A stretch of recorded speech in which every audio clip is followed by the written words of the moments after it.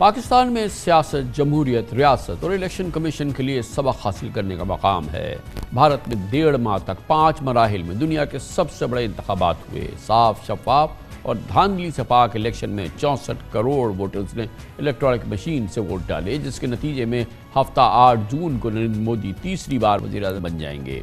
दिलचस्प बात यह है कि भारत में न निगरान हुकूमत बनी, न ठप्पों वाली वोटिंग के इल्ज़ामात लगे, न ही फौज की ज़रूरत पड़ी। भारतीय इलेक्शन कमीशन की गैर जानिबदारी पर उम्मीदवारों और सियासी जमातों ने मुकम्मल एतमाद का इजहार किया।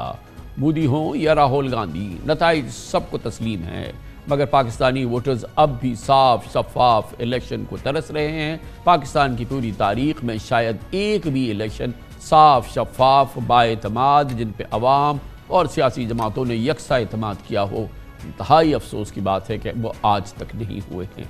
शाबाश है इंडियन इलेक्शन कमीशन को, यकीनन इतना बड़ा इलेक्शन 64 करोड़ वोट डाले गए मगर धांधली की आवाज़ कहीं से नहीं आ रही।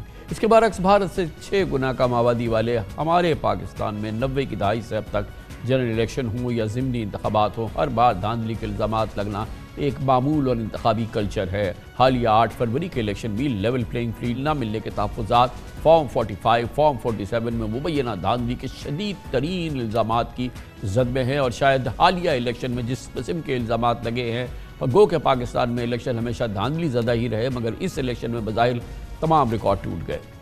भारत में शफाफ इलेक्शन का पिलर, सतून, सबसे अहम सतून हमेशा से इलेक्ट्रॉनिक वोटिंग मशीन रही है, मगर पाकिस्तान में PTI दौर हुकूमत में इलेक्ट्रॉनिक वोटिंग मशीन के इस्तेमाल की बहस का सिर्फ आगाज़ हुआ। EVM के लिए कानून में तरमीम भी की गई, लेकिन नून लीग और पीपल्स पार्टी समेत उस वक्त की अपोजिशन जमातें इलेक्ट्रॉनिक वोटिंग के खिलाफ डट गईं।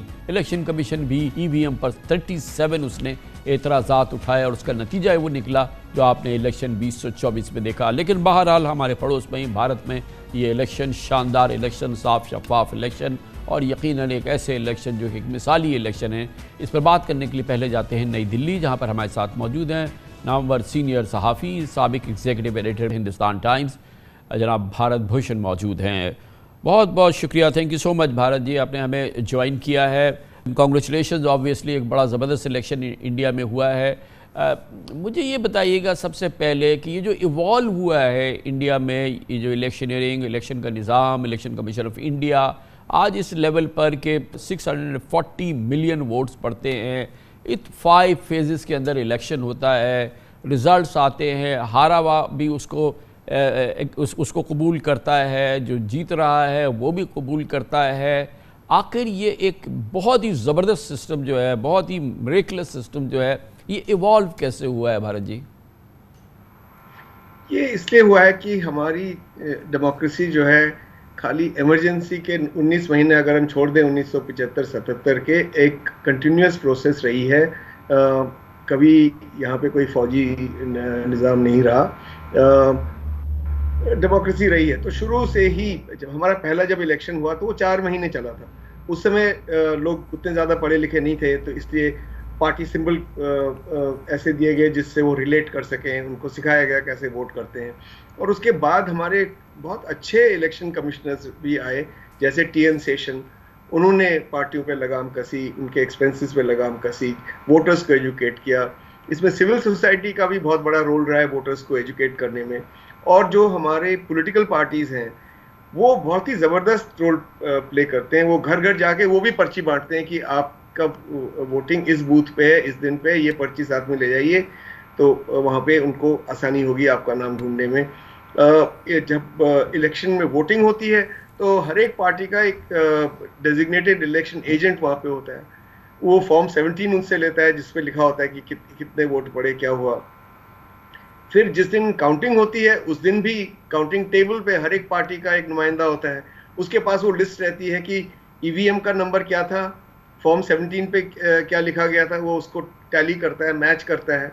तो इस तरीके से इतने चेक्स एंड बैलेंसेस हैं कि बहुत ज़्यादा गड़बड़ करना मुश्किल हो जाता है। एक चीज़ जो हमें अंदाज़ा हो रहा है वो ये कि जो इंडियन इलेक्शन कमीशन है वो ऑल पावरफुल है, वो जेन्युइनली ऑटोनमस है और जेन्युइनली उसकी जो अथॉरिटी है वो अपनी एक्सरसाइज करता है और पूरी स्टेट जो है वो उसको रिस्पेक्ट करती है, उसको फॉलो करती है। ये तासुर सही है ना, ये जो हमारा इंप्रेशन है? काफी हद तक सही है, लेकिन ऐसा भी नहीं है कि बहुत free and fair election commission है। जो इलेक्शन 3 मेंबर इलेक्शन कमीशन होता है, इन लोगों को जो जिस प्रोसेस से चूज किया जाता है वो जनाब नरेंद्र मोदी साहब ने बदल दी, जिसमें सरकार की मेजॉरिटी रहती है, और ये रिटायर्ड सिविल सर्वेंट होते हैं अक्सर।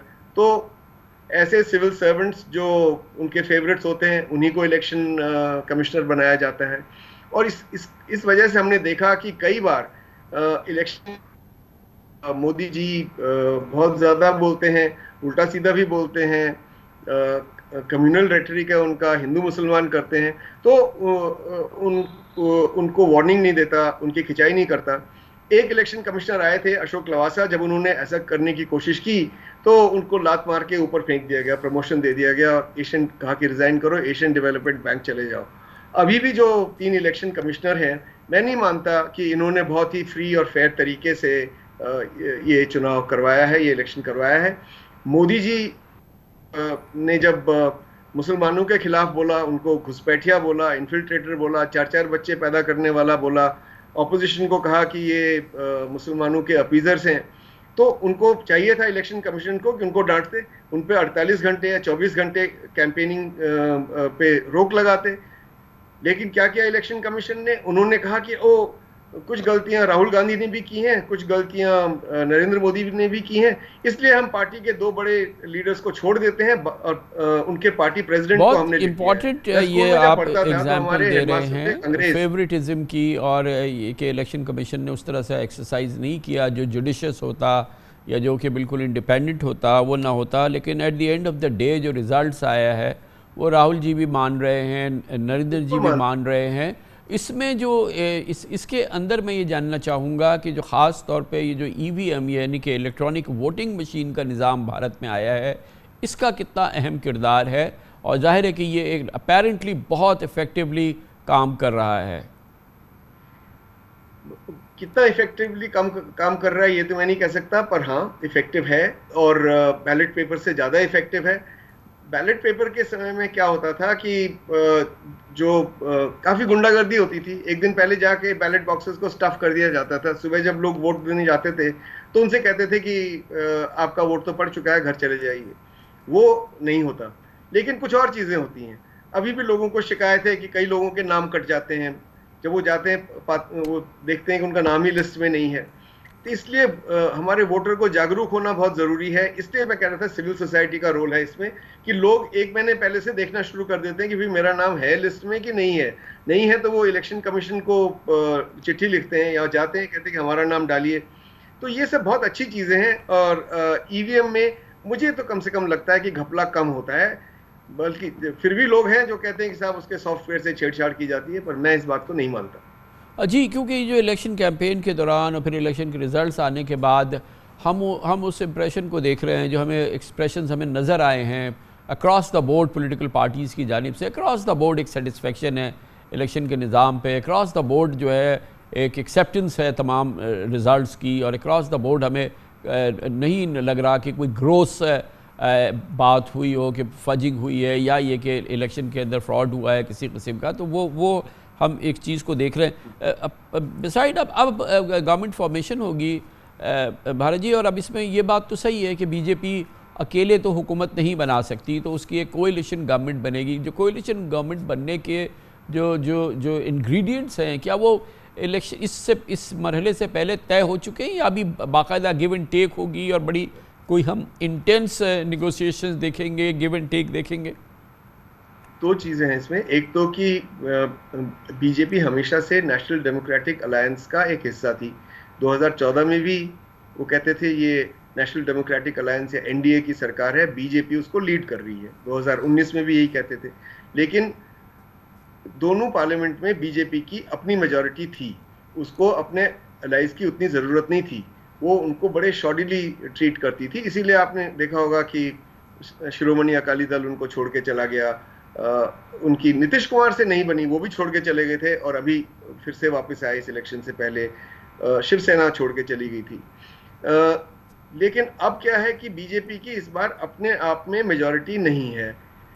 32 सीटें कम हैं, तो इसलिए उनकी डिपेंडेंस अपने एलाइज पे ज़्यादा बढ़ जाएगी। एलाइज भी ये जानते हैं, और जो दो बड़े एलाइज हैं वो हैं नीतीश कुमार जनता दल यूनाइटेड के बिहार से, जिनके पास 12 सीटें हैं, और तेलुगु देशम पार्टी के चंद्रबाबू नायडू, उनके पास 16 या 18 सीटें हैं। तो 30 सीटें इनके पास हैं, इनके बिना मोदी सरकार नहीं बना सकते। और दोनों बड़े वेटरन्स हैं अलायंस पॉलिटिक्स के, वाजपेयी के ज़माने से। तो ये लोग अपनी अपनी कीमत बिल्कुल वसूल करेंगे मोदी जी से। अभी सुनने में ये आ रहा है कि कोई कह रहा है कि मुझे 3 मिनिस्टर चाहिए, कोई कह रहा है 4 मिनिस्टर और 2 मिनिस्टर ऑफ स्टेट चाहिए। दोनों ये एलाइज कह रहे हैं कि हमको स्पीकर की पोस्ट दो।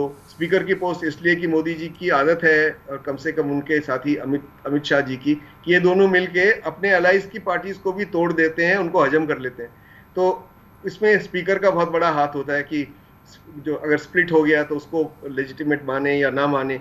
तो इसलिए दोनों पार्टीज जो हैं वो स्पीकर की पोस्ट भी मांग रही हैं। तो सौदेबाजी तो होगी, और सौदेबाजी करने में मोदी जी और अमित शाह को कोई ऐतराज नहीं होगा। दोनों गुजरात के हैं, दोनों सौदागर हैं, उनके खून में है बिजनेस, तो वो बिजनेस डील करेंगे इनके साथ। थैंक यू सो मच, बहुत बहुत शुक्रिया। Bharat Bhushan, x executive editor, Hindustan times Bharat के मुमताज़ सहाफ़ी हमारे साथ मौजूद थे।